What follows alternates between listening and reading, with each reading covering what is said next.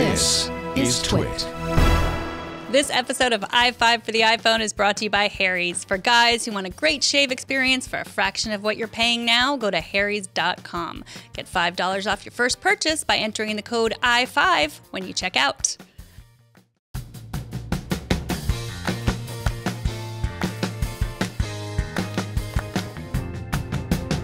Welcome to iFive for the iPhone. iFive covers the latest iPhone apps, tips, and tricks, and of course, news.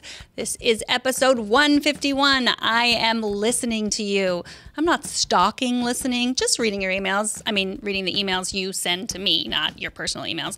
So thank you for writing in with questions and comments. This whole show today is devoted to you. I am Megan Maroney. Let's get started.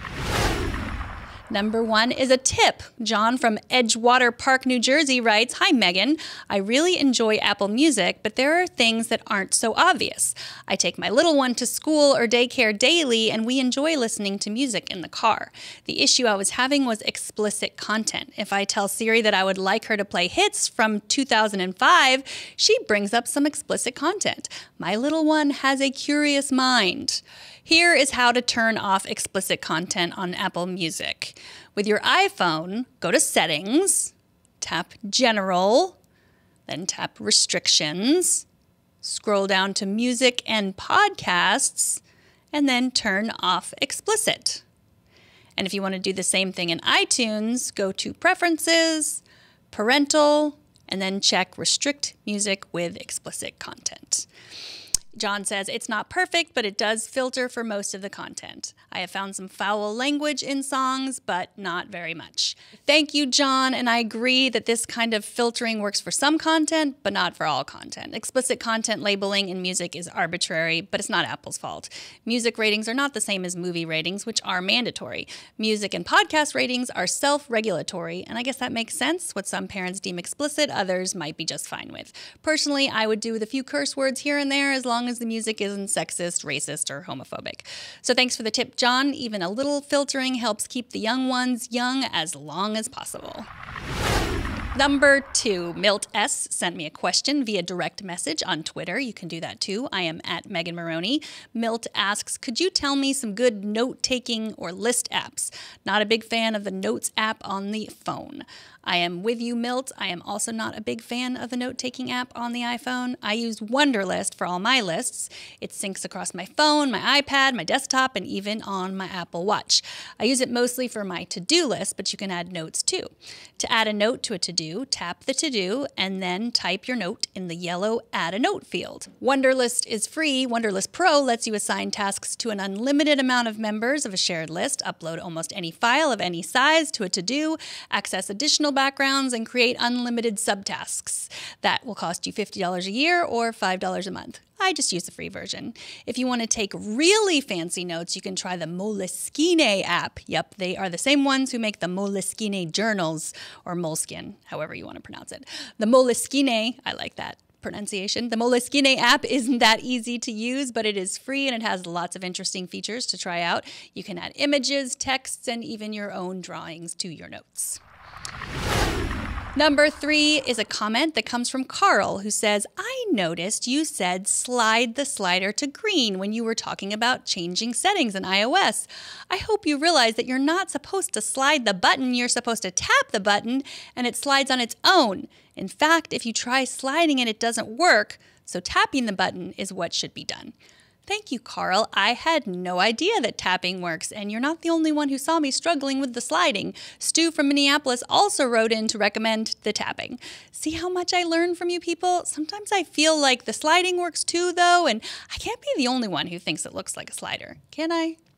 This episode of iFive for the iPhone is brought to you by Harry's. Harry's wants you to just stop paying too much for overpriced razors. No matter what you're shaving, shaving isn't fun. Sometimes we cut ourselves or scrape ourselves with dull blades. Razors are expensive. They run about $4 a blade. Harry's sells high-quality razors at about half the price of those big brand blades. Harry's makes their razors in their own factory in Germany. They engineer them for sharpness and high performance.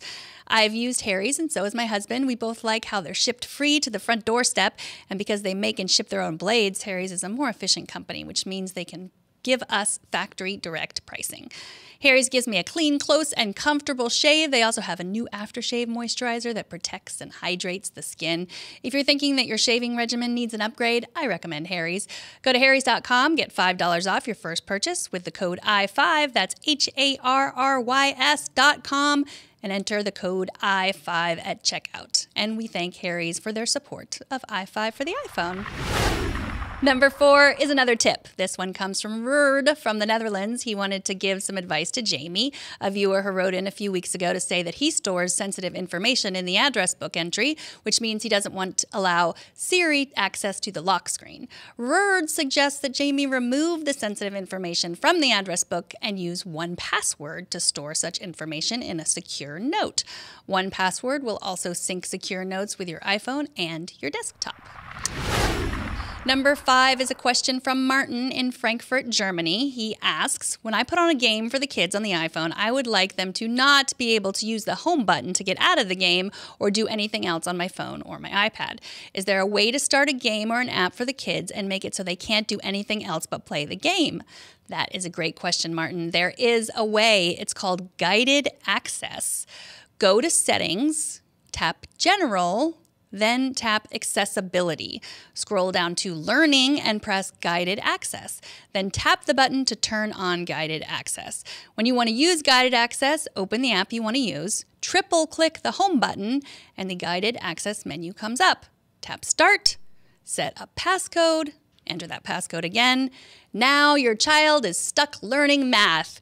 But that's okay because math is fun and you've got to learn it. When you want your phone back, triple-click the Home button, enter your passcode, and then click Stop Guided Access. That does it for this mailbag episode. Thank you for writing in with your questions and comments. I am always happy to get mail, even if it's just to say hi or to comment on our new set. Do you like it? Do you hate it? We want to know. All of the apps, links, and other info from the show can be found at twit.tv/iFive. Like I said, email us questions or general feedback. That address is iFive@twit.tv. You can also find me on Twitter and message me there. I am at Megan Maroney. Also, you could leave us a voicemail. That number is 614 on iFive. I am Megan Maroney. We will see you next week on iFive for the iPhone. Bandwidth for iFive for the iPhone is provided by CacheFly at CACHEFLY.com.